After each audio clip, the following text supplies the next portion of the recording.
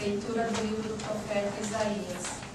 Naqueles dias, o Senhor falou com Acaz, dizendo: Pede ao Senhor teu Deus que te faça ver um sinal, quer provenha da profundeza da terra, quer venha das alturas do céu. Mas Acaz respondeu: Não pedirei, nem tentarei o Senhor, disse o profeta. Ouve então vós, casa de Davi.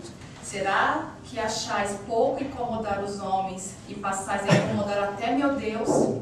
Pois bem, o próprio Senhor vos dará um sinal. Eis que uma virgem conceberá e dará à luz um filho, e lhe porá o nome de Emanuel, porque Deus está conosco. Palavras do Senhor. Graças a Deus.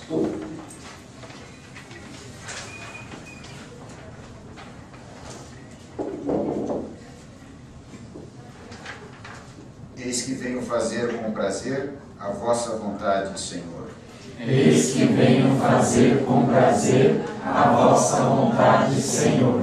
Sacrifício e oblação não quisestes, mas abristes, Senhor, meus ouvidos. Não pedistes ofertas nem vítimas, holocaustos por nossos pecados. E então eu vos disse: Eis que venho. Eis que venho fazer com prazer a vossa vontade, Senhor. Sobre mim está escrito no livro: com prazer faço a vossa vontade. Guardo em meu coração vossa lei. Eis que venho fazer com prazer a vossa vontade, Senhor. Boas novas de vossa justiça anunciei numa grande assembleia. Vós sabeis, não fechei os meus lábios. Eis que venho fazer com prazer a vossa vontade, Senhor. Proclamei toda a vossa justiça, sem retê-la no meu coração. Vosso auxílio e lealdade narrei. Não calei vossa graça e verdade na presença da grande assembleia. Eis que venho fazer com prazer a vossa vontade, Senhor.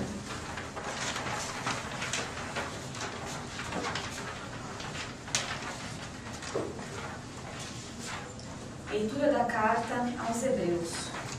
Irmãos, é impossível eliminar os pecados com o sangue de touros e bodes. Por isso, ao entrar no mundo, Cristo afirma: Tu não quisestes vítima nem oferenda, mas formaste-me um corpo. Não foram do teu agrado holocaustos nem sacrifícios pelo pecado. Por isso eu disse: Eis que venho. No livro está escrito a meu respeito: Eu vim, ó Deus, para fazer a tua vontade. Depois de dizer: Tu não quisestes nem te agradam vítimas, oferendas, holocaustos, sacrifícios pelo pecado, coisas oferecidas segundo a lei, ele acrescenta: Eu vim para fazer a tua vontade. Com isso, suprime o primeiro sacrifício, para estabelecer o segundo. É graças a esta vontade que somos santificados pela oferenda do corpo de Jesus Cristo, realizada uma vez por todas, palavra do Senhor. Graças a Deus. Fala, que o teu servo escuta. Fala-me, Senhor, que o teu servo escuta. O Senhor esteja convosco. Ele está no meio de nós. Proclamação do Evangelho de nosso Senhor Jesus Cristo segundo São Lucas. Glória a vós, Senhor. Naquele tempo, o anjo Gabriel foi enviado por Deus a uma cidade da Galileia chamada Nazaré, a uma virgem, prometida em casamento a um homem chamado José. Ele era descendente de Davi e o nome da virgem era Maria.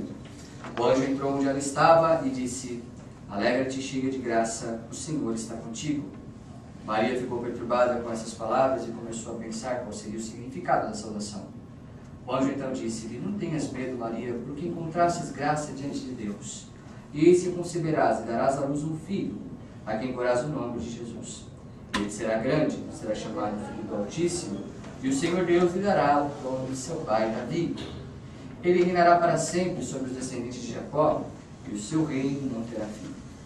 Maria perguntou ao anjo: Como acontecerá isso se eu não conheço homem algum? O anjo respondeu: O Espírito virá sobre ti, e o poder do Altíssimo te cobrirá com sua sombra. Por isso o menino que vai nascer será chamado Santo, Filho de Deus.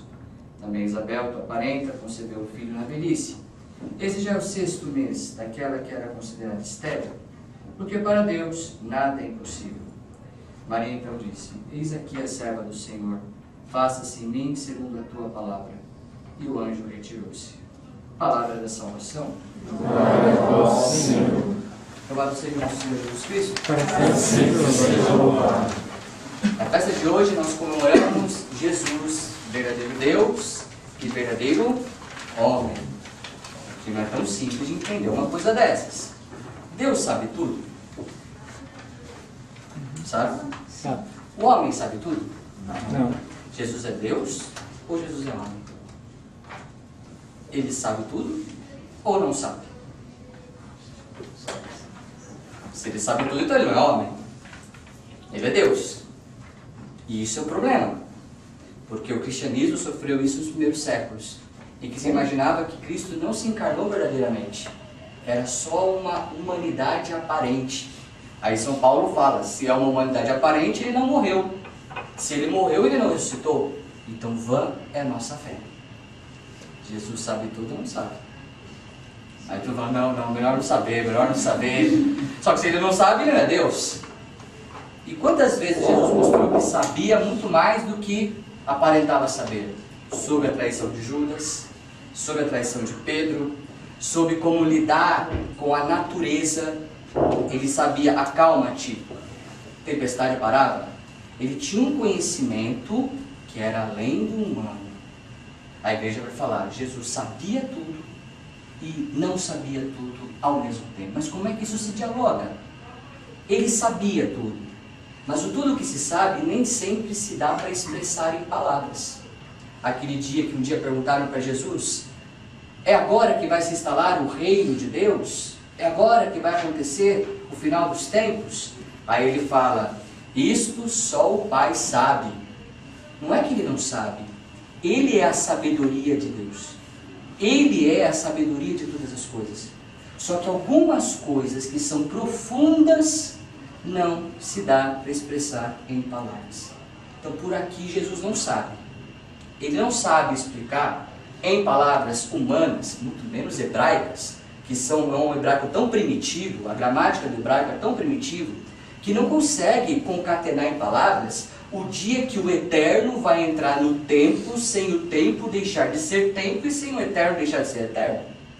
Não existem palavras para expressar isso.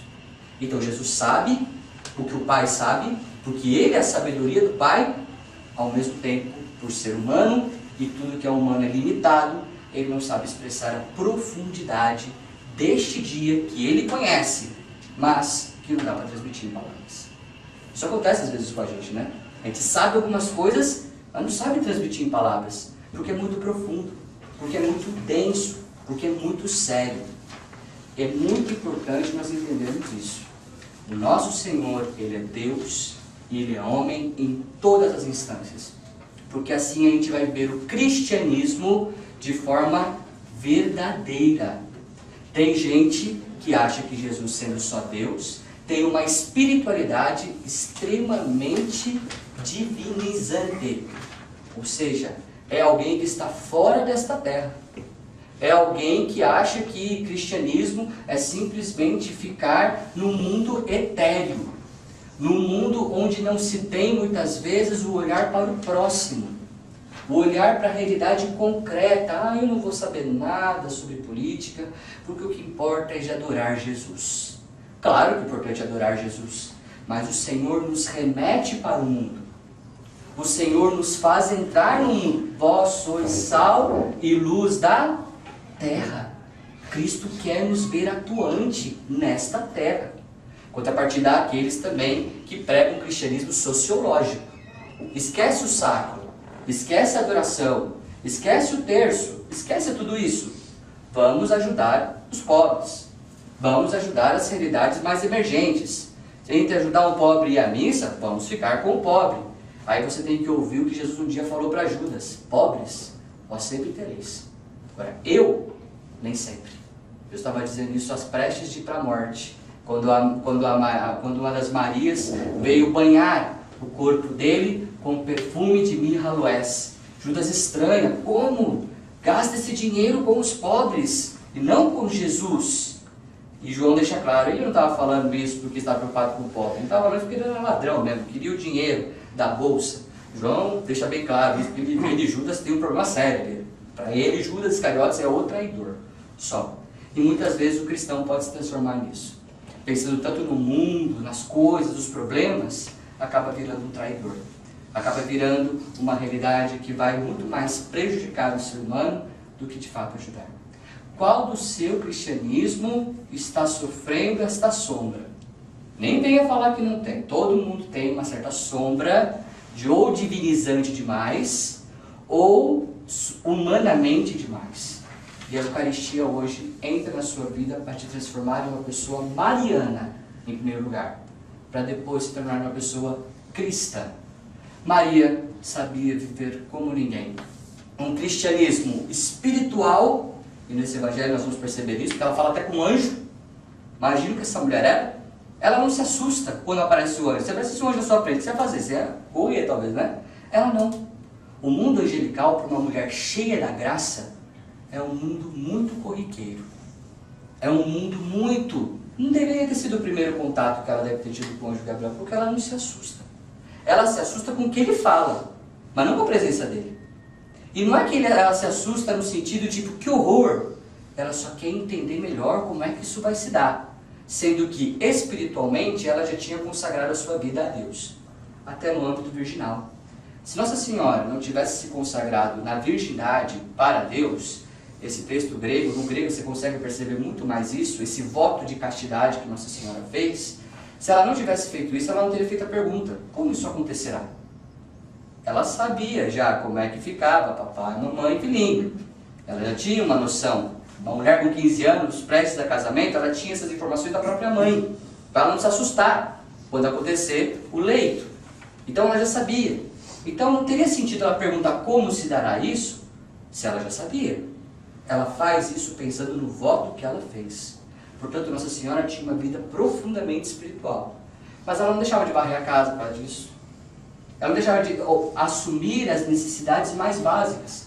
E tanto é que na continuação desse evangelho, que Lucas vai falar que Maria deixa imediatamente a casa e vai para Isabel. Se ela deixou imediatamente, é porque todas as obrigações que ela tinha para fazer, ela tinha feito.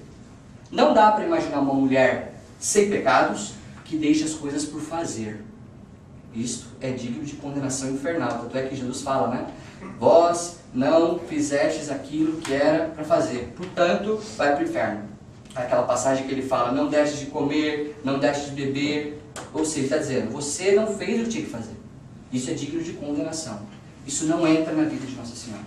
Portanto, a Eucaristia que você vai receber hoje na festa da Anunciação, em primeiro lugar, Jesus vai querer trabalhar esse seu cristianismo, que pode talvez estar pendendo para um lado ou pendendo para o outro, a ponto de você ser uma réplica de Maria, um templo do Senhor. Aí o templo do Senhor pode evidenciar mais o senhorio que existe neste templo. Então nessa Eucaristia, na festa da Anunciação, fala com o Senhor, Senhor, eu estou pendendo mais para o mundo espiritual do que o mundo concreto. Eu estou exagerando mais no mundo concreto do que no mundo espiritual. Me equilibra. A palavra equilíbrio vem de maturidade no grego. E é isso que é o santo, aquele que é maduro, que sabe o que fazer, o quando fazer e o que fazer. E assim, Cristo na Eucaristia, ouvindo a sua súplica, Ele estará ouvindo Maria através de você. Faça-se. Louvado seja nosso Senhor Jesus Cristo. Assim seja louvado.